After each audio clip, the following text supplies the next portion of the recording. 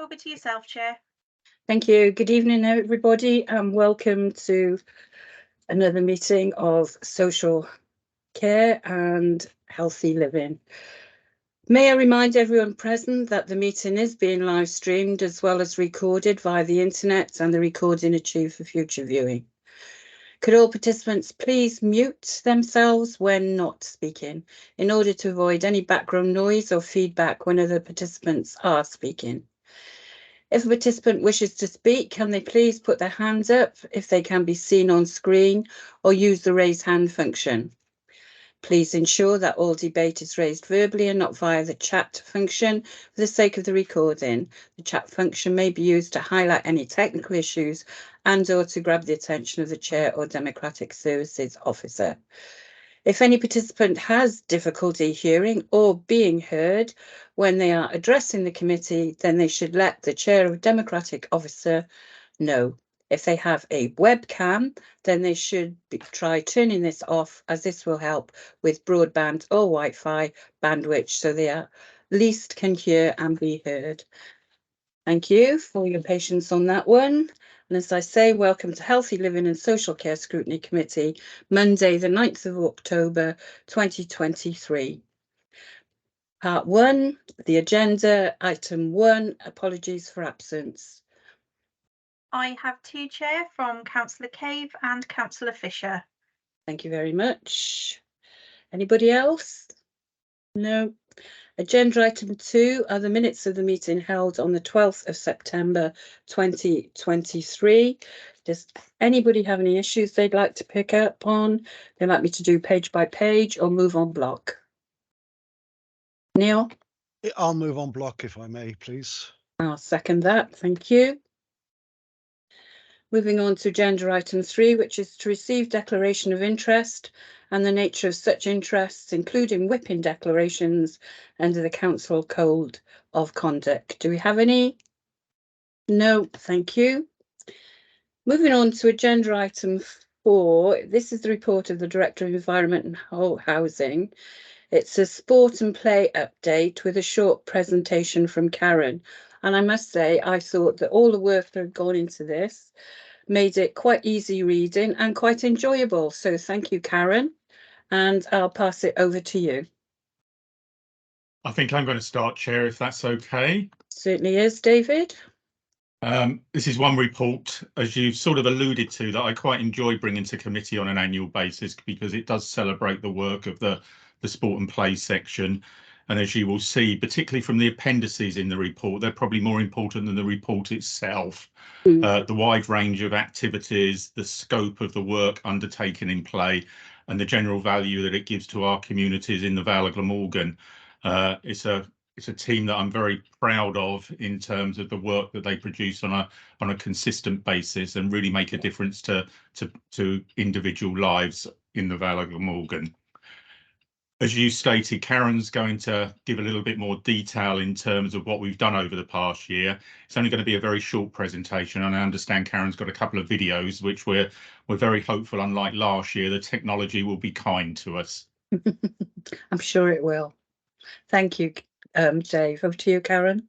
Thanks, Dave. As Dave mentioned, I'm going to share the screen with you, which will hopefully work.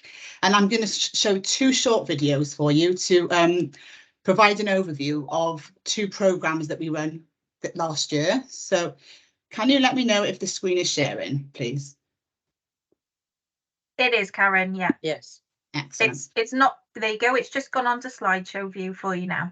Perfect. So the two programmes I'm going to do a very brief overview on is the Summer of Fun and the Young Leadership Programme. So I'm going to move straight on to the Summer of Fun, and I'm actually going to show you a video which will hopefully put into context the breadth of work that took place in the Summer of Fun. It encompassed 130 different partners and provided 157 activities. And it was funded by the Welsh Government, and the aim of the programme was to support the social, emotional, physical and mental well-being of young people following the pandemic, and assisting also with the cost of living crisis. So I'm going to hope that this presentation, this video will work. So here we go.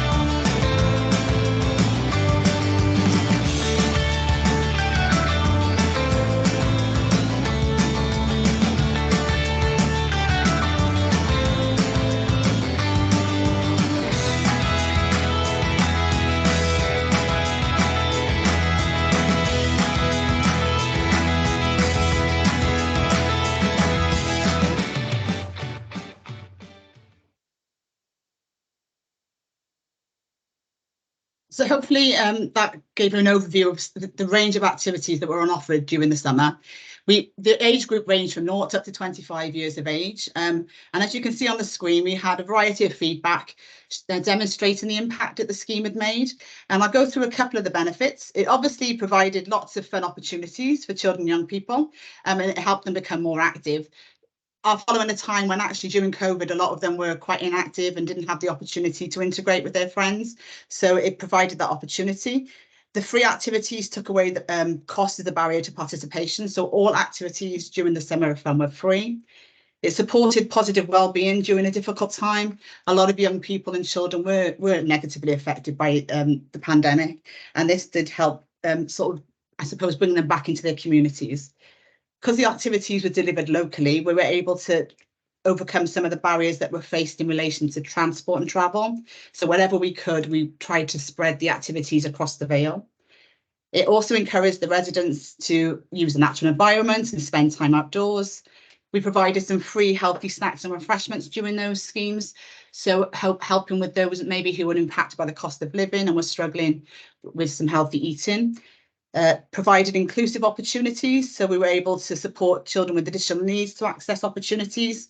Some provision was inclusive, and where the need was there, we provided separate provision as well. Provided people with the opportunity to discover new activities and things they hadn't tried before, and many of them have reported back that they want to continue with those and have continued with those following the scheme. It also had a positive impact on children and young people's communication skills, play skills, creativity, confidence, Welsh language skills and social skills. That's the feedback we've been receiving from the parents and the children and young people. And one of the other things that we found was that it supported families in need. So it's given some children and young people time away from what can be some quite difficult circumstances. So it provided that opportunity for our professionals to also link into the schemes as well. Hopefully that's provided you with a quick fire overview of the Summer of Fun, and I'm going to quickly move on to our young leaders pathway. So this demonstrates our young leaders pathway from the ages of 10 plus. So what we've tried to put in place is a program that builds upon children and young people's skills, moving them through the coaching and leadership pathway if they so choose. So we start with years 5 and plus, where they have the playmakers. So for example, last year we had 265 young children who became playmakers.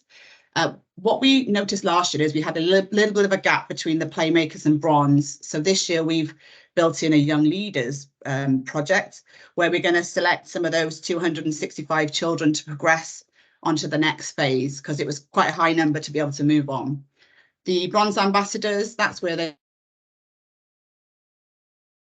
more focused and there's more mentoring taking place, and they have a workbook to complete, and they're able to access resources to support them to deliver within their schools. Last year we had 22 young people move on to our Silver Ambassadors programme, and they get more focused mentoring within the secondary schools from our officers, and they also then participate in supporting younger pupils within primary schools and also within the secondary schools. So some of the activities they may be involved in, supporting us in our festivals within the primary schools, and they're also involved with consulting with their year 7 and 8 pupils to find out what it is that they want to participate in, what barriers they may face. And they also then can work towards becoming gold ambassadors. So, for example, this year we have 12 of the silver ambassadors from last year working towards becoming a gold ambassador. They can then move on to Coaches of the Future if they wish to, and we also link in with the community clubs around the Coaches of the Future programme, and there we can help so it was just sorry. Hello. Okay. And then moving on to paid coaches. What I was going to do is show you a very quick video from our Silver Ambassadors for them to tell you what it means to them to be part of the programme. I'm Elliot. And I'm Max. We're Sports Ambassadors. Personally, I'm a Sports Ambassador because it's really boosted my confidence in coaching other people. I've enjoyed being a Sports Ambassador because it's improved my confidence in speaking. I'm Charlie. And I'm George. And we're Silver Ambassadors. Being a Silver Ambassador has really helped me gain my confidence in talking in front of crowds, and I've really liked helping the kids with sport? I enjoyed helping out the primary schools and making kids smile with sports. I'm Alice. I'm Daisy. I'm Taylor, and we're the sports ambassadors. From being a sports ambassador, I've gained confidence taking on groups. I've enjoyed being a silver ambassador because I've been helping out and meeting the New Year Sevens. What I've gotten from being a silver ambassador is inspiring the primary school kids to finish the cross-country race. I'm Sam. And I'm Lloyd. And we are silver sports ambassadors. Whilst being a sports ambassador, I've gained confidence in my group talking and working with others. It's also encouraged me to get involved in all activities. If you ever get a chance to become a silver sports ambassador, I would take it. It's a great experience.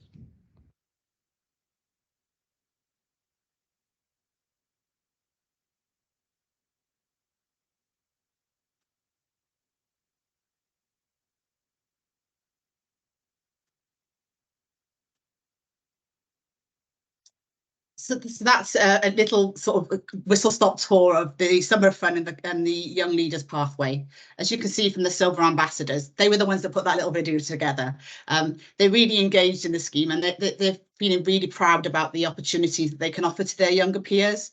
And we have, I think this last year helped build upon the pathway and helped us develop more of an enthusiasm to move forwards onto the pathway as well. So some of our previous ambassadors have become paid coaches within our casual schemes and now deliver within our summer programs and our school holiday programs and after school provision. So we're trying to have that pathway that's available for them to pop in at any point that they feel comfortable doing so. I'm going to stop sharing the screen and take any questions if you have any. Thank you very much, Karen. It was really nice to be able to read such a positive report, and so much good has come out of it. I realised that you inform the schools, the primary schools and the senior schools, but do people have to put their names on anything to attend? For the leadership programme? No, for the activities. So some of our activities, some of them are turn up and play, and some of them that you pre-register attend. Is that what you mean? Yes. Yeah. So we run various programs. So the program within the schools, the after school programs we run, they can just turn up and take part. And for example, during our summer program, we link in with the play rangers. So the sports activities will be available and they can just turn up and play. The same with the play schemes. They can just turn up and take part. For the activities where we've got more limited spaces, so for example, archery, some of those ones where we know we've got limited numbers because of the ratios of coaches, there is a pre-booking system, which I suppose is one of the issues, is trying to make sure we get that information out to the right people. Yes. Because we do find sometimes it's those who are most tech savvy that and a link to our service that can get the information first. So we are relying on our partners. So for example, we'll try and share information with social services, with the housing team, Flying Start, the early help team. We try and share that information with those different departments internally and also partners externally to try and make sure we get to the people that we want. Not sure whether we're totally there yet. So we're willing to accept any sort of support in how we can make that even better. But yeah, we are conscious about that. Do you put it on the Vale Glamorgan Facebook page? Yeah, yeah. We've got our own. I'm sorry. Yeah, we've got our own social media channels, but we also ask Central Comms to share. And for example, the youth service will share for us, and family information service will share. So we're trying to share as widely as we can. And places like beautiful Barry and places like that. So it should get out to most people. I wouldn't have thought you were missing many. There are a few questions. Can I bring in Emma Goodjohn first, please? Thank you, Chair. I just wanted to say I thought this report was fabulous, and I think you got a lot of all the areas covered, and particularly the leaders. I was also thinking another area you might like to advertise is the home educators. They seem like whenever I've advertised on their groups, your younger sessions, they're really interested in that. But I also really liked the family sessions where you included everyone. So, and I thought that would really help promote bonding and things like that. So that's wonderful. Thank you very much. Thank you. We linked, from our play point of view, we are definitely linked with the home educators, and they hire some of our equipment for free to use at home. But we probably could do a bit more from the sports and physical activity side of that. So I'll certainly make sure we do that. Thank you. Can I bring in Councillor Caristallard now, please? Hi, thank you. Yeah, I'd like to say that obviously it's brilliant what you do, both schemes. I was just wondering, with the Summer of Fun, how do you decide which communities to go to, you know, in a geographical sense? Yeah, when we did the Summer of Fun last year, it's a one-off funding pot, and we joined up with various partners internally, and then used the partnership network that they had externally to be able to deliver activities. So we were very much reliant on the partners that came on board and where they were able to deliver. We tried to, so for example, with our play schemes, we tried to make sure we spread it out as far as we could. But we appreciate that we probably didn't hit all villages. I think we had 23 different areas in the Vale that we managed to deliver within. So it was very much relying on our internal network and our external partnership network as to where we could deliver, basically. Okay, thank you. Thank you. Can I bring in now Councillor Marianne Coke, please? Hi, thank you, Karen, for that. It's a really good report, and many congratulations on the team for being invited to join the group at the Welsh Assembly. I think that's really good that that work is getting out there. We have spoken before about people getting to the right people, and I think, you know, yes, Facebook and all of that is really useful, but if you're in a terrible situation, you're not looking at Facebook in the morning. And these places are premium, and we know from our own experience where I volunteer in the library, you know, the people that are on there first, they get the places because they get on. So I think it is something that does need looking at, but I think the avenues you've talked about, social services and your other people, I don't know whether or not it would be appropriate for that to go out sort of like 24 hours in advance or something. But equally, you can imagine you're really busy. It might not be on your priority list to sort of think, oh, this family might really benefit from that. Do you know what I mean? Yeah, we've tried different ways, really. We've tried releasing. So for with previous Summer of Fun, we tried releasing the spaces a bit earlier to those who linked in with so for example, social services, early help team, etc. So I suppose we are quite reliant on those partners to be able to refer in, and they're also busy themselves. So and we're willing to try anything. And what we have done before is hold back some spaces as well. So for example, if we had 20 spaces on an archery session, we try and hold 10 to link in with the social services, early help team, etc.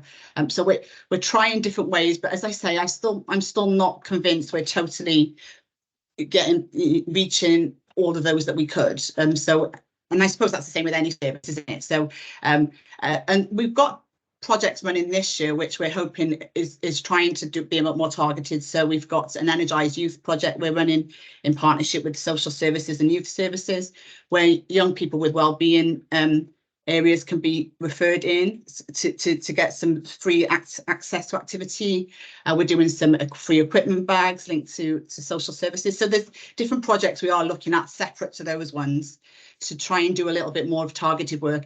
And our work within the schools, we are definitely targeting where there's low participation rates. We're using our insight and data to do that. A lot of work in the Barry schools, targeting sort of Pencointry, Carrickston, Jenner Park, sorry, we're working with Jenner Park.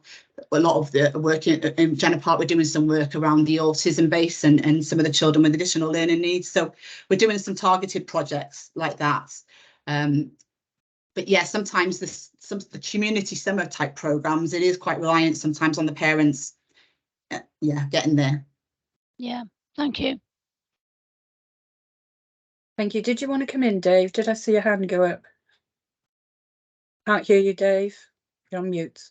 Karen actually covered what I was going to add in terms of watch this space next year, because we have done a lot more targeted work this year with some financial support from social services. I'm very pleased to announce, and I think this scrutiny committee can take some credit there for bringing the two of us together and sort of demonstrating the nature of health and well-being working together. So we're very, very grateful for that.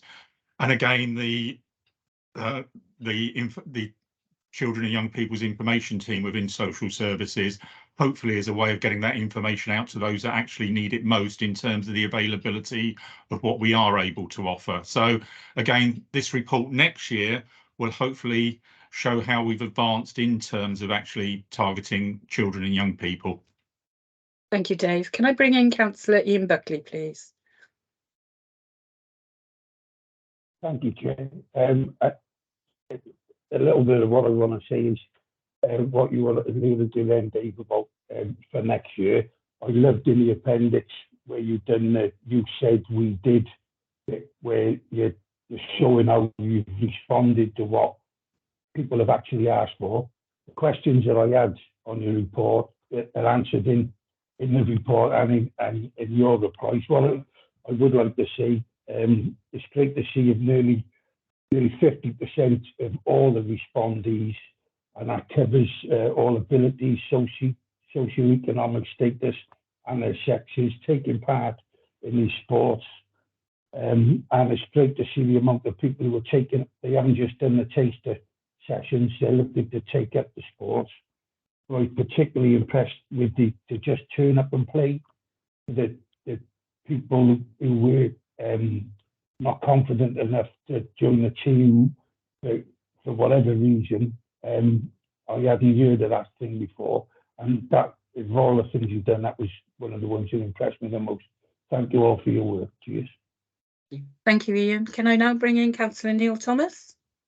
Thank you, Chair.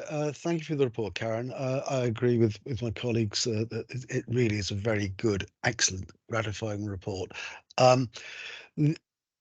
Councillor Cope is quite right. I mean, to paraphrase, those with the sharpest elbows often get to the head of the queue, and to hear that we are also prioritising the most vulnerable, which I think is where we should be aiming our efforts.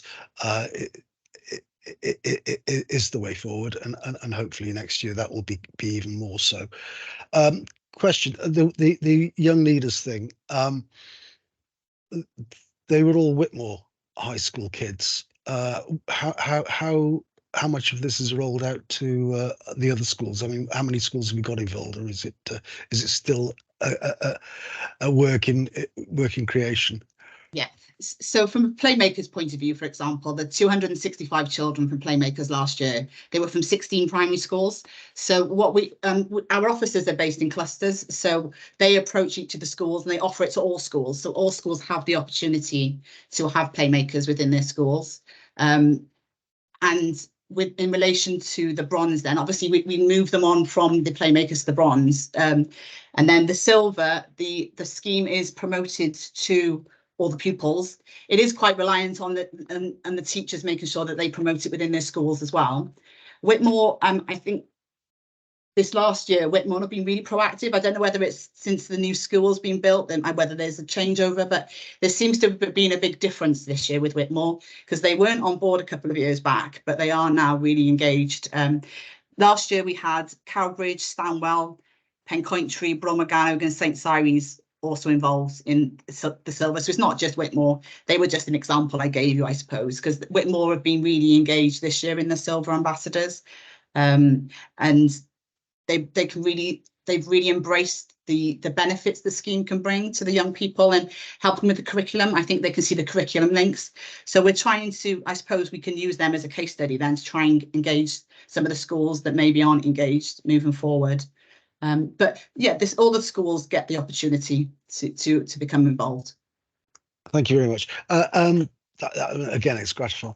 I have one question about the body of the report. Maybe Dave is the one to, and that's on point in the background on 1.3, where they're talking about proposals from Sports Wales likely to result in a regionalisation approach to its funding of sports development in the future. This is likely to consist of a regional board that will distribute funding to local authorities. Can you expand on that, please? I can a little bit, but as I say, there will be a further report coming. Sport Wales are keen to see this more local decision making, hence the move from sort of a national decision making in terms of funding to a more regional model. Our initial concerns were in terms of areas of deprivation, etc., etc. Would we stand to lose out, or would we stand to gain? We've had a lot of conversations around that. We want to maintain our sports development unit within the local authority for the reasons hopefully we've demonstrated this evening. And basically what we are likely to be recommending is a board to sit above the local authorities that will distribute funds to the local authorities, with the starting point being the current distribution of funds remaining much the same as they are. So we're in a south central region where we'd be locked with Cardiff, Bridgend, Rhondda, Cynon, Taff and Merthyr, but we will have an equal voting or an equal say within what goes on in that region. And I was lucky enough to be with the Chief Executive of Sport Wales at the weekend at the opening of the exciting new skate park in Barry, and he was giving me the same assurances that basically the objectives of regionalisation weren't to take from one to give to another. It was just to ensure that the quality of what we're offering remains high, is more looked at a local level, and that we find a way of possibly working a little bit more together with our neighbours where things do cross over. So I'm optimistic, but we're also watchful, if that makes sense. Thanks for that, Dave. In that case, can I move the recommendations with one small amendment, and that's the recommendation 1. The committee notes and commends the information. Just add the words "and commends" the information contained within the report. Have you finished with your questions now? Oh, I finished with my questions. That I'm moving the recommendation. Okay, can I bring Councillor Gwyn John in, please? You're mute, Gwyn. Yeah, I'm trying to get out. Yeah, You're- finally you're- got out. Thank you, Madam Chairman. Yeah, I would just like to pay tribute to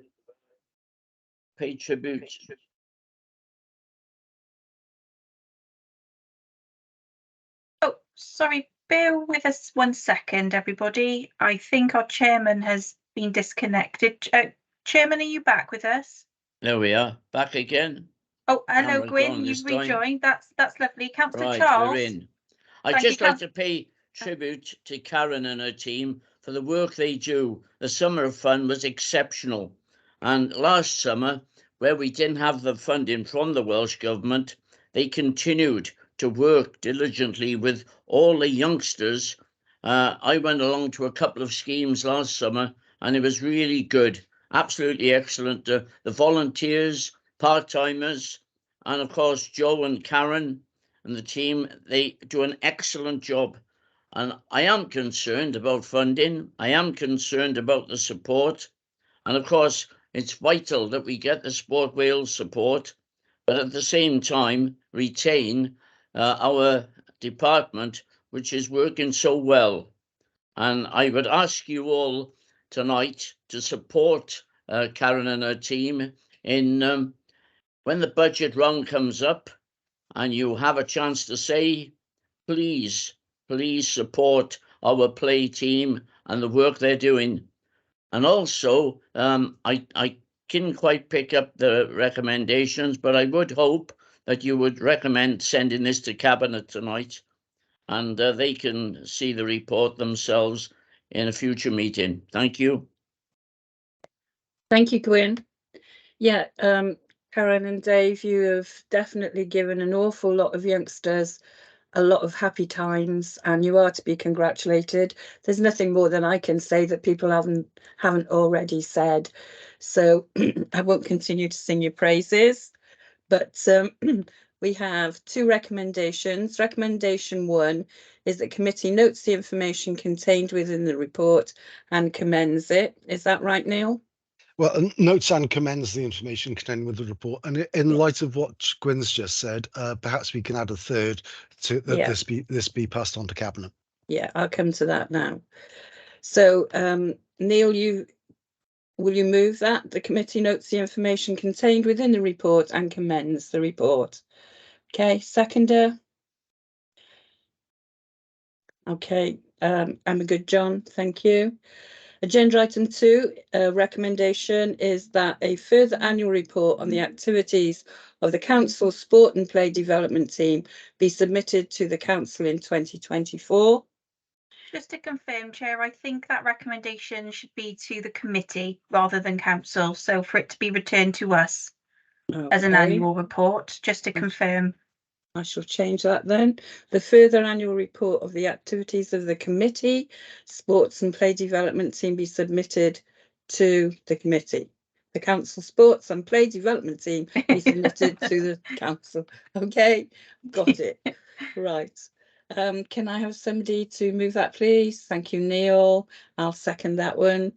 And it was put forward that a third recommendation that we submit the report to the Cabinet for their consideration.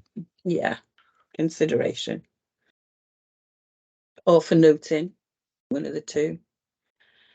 So, Neil, do you want consideration or noting? Consideration. Okay, can somebody move that third recommendation then, please? I'll Thank do that. you, Neil. Yeah. And Emma Goodjohn second. Thank you very much.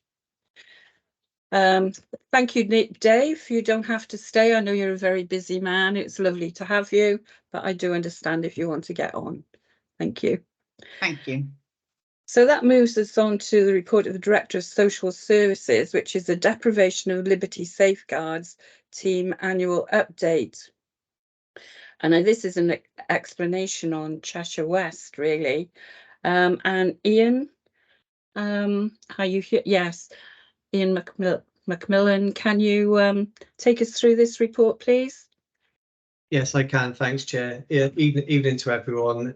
So yeah, I'm here to give you the annual report in respect of the Deprivation of Liberty Safeguarding Team. For the remainder of the presentation, I'll refer to them as the DOLS team.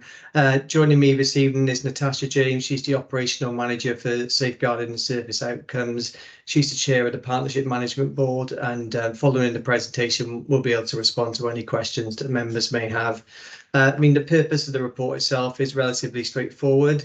It's to provide an annual overview and summary of the activity within the DOLS team. It's an area of work that's currently on the corporate risk register. So the report itself focuses on the resources and capacity issues within the area. Members will note that there's 3 recommendations within the report, and the first is to, as you've identified, Chair, to look at the continued implications of Cheshire West in terms of the arrangements for safeguarding adults. The second is around Scrutiny Committee having awareness in terms of the decision that's been made at a governmental level in respect to the planned implementation of the liberty protection safeguards and the fact that that has been postponed indefinitely. And the third is for this report to be referred to Audit Committee for consideration.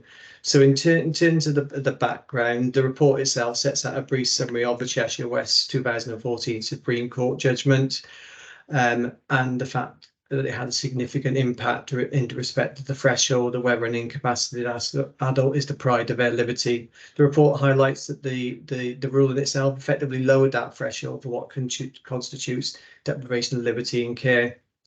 Within the Vale of Glamorgan, we host a regional team, so that's the team on behalf of Cardiff City Council, ourselves, but also Cardiff and the Vale Health Board. And as I said, Natasha chairs the Partnership Management Board.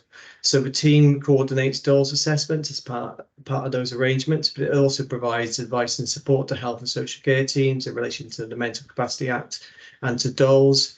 But it also provides training and support for care homes and hospitals. So in terms of the key issues for consideration, we had been anticipating, as set out in the report, that the liberty protection safeguards would replace the DOLS legal framework during this year. There was an announcement by the Department of Health and Social Care on the 5th of April that wouldn't be the case. The information we've had is that that's been put on hold indefinitely, and indefinitely certainly means beyond the life of the current Parliament. If LPS had come into place, it would have meant a greater extension in terms of rights, for example, the rights for an independent mental capacity advocate and non-means tested legal aid. So it would have been a significant change. we had already been preparing for that change, and Natasha was going to undertake a review of the team during this financial year. We're going to still undertake that review with the team, but it's no longer such a priority for this, and will take place during the next year. At point 2.2 in the report, the table sets out the number of urgent applications that the team have received. You'll note that a significant majority come from the health board. That's what we would anticipate. That's due to the nature of the setting and the needs that individuals have within hospitals. Often deprivations need to be put in place while individuals are treated and assessed. Members should note that there's continued to be a year-on-year increase in applications, so it remains an area of pressure for us. Table 2.4, the table at 2.3 sets out a number of standard applications that the team have received within this year, and sets out the distinct types of authorisation that the legal framework requires managing authorities to make. You notice there's timescales in the report, so we have 7 to 21 days to complete those assessments, dependent on those requests.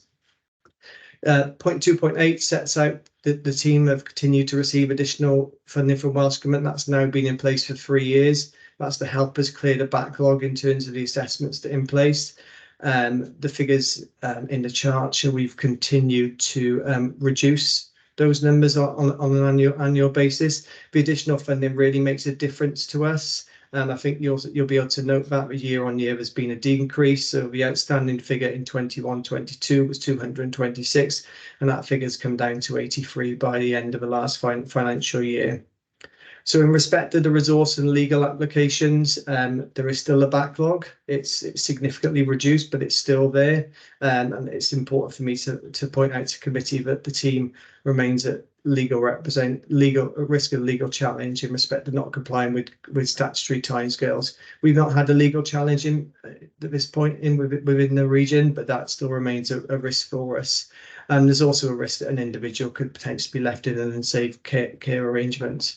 So that's why the team continues to really focus on reducing the backlog, and it remains an area of priority for us as a local authority, and as such remains on the corporate risk register. So that's a summary for the key points in the report from me, Chair. But as I say, myself and Natasha will be able to respond to any queries you've got.